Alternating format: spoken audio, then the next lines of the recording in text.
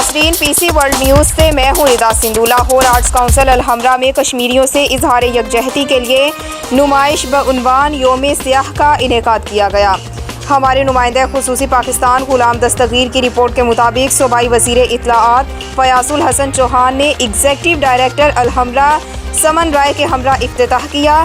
صوبائی وزیر اطلاعات اور ثقافت فیاض الحسن چوہان نے الحمرا کی اس کاوش کو قابل ستائش قرار دیتے ہوئے نمائش میں رکھے آرٹسٹوں کے کام کی تعریف کی۔ Executive director Lahore arts council Saman رائے نے اس موقع پر اظہار خیال کرتے ہوئے کہا کہ فن پاروں کے ذریعے آرٹسٹوں نے بھارتی مظالم کی عکاسی کی ہے۔ الحمرا کشمیریوں کی آواز بن رہا ہے، کشمیری ثقافت کو دنیا بھر میں اجاگر کر رہے ہیں۔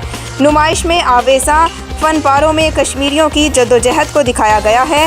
اس موقع پر ووک کا بھی اہتمام کیا گیا، جس میں صوبائی وزیر اطلاعات اور ثقافت Fayyaz ul Hassan Chohan, executive director Lahore arts council Saman Rai, director arts and culture Zulfiqar Ali Zulfi, deputy director admin Aftab Ahmed Ansari اور دیگر افسران اور ملازمین نے شرکت کی۔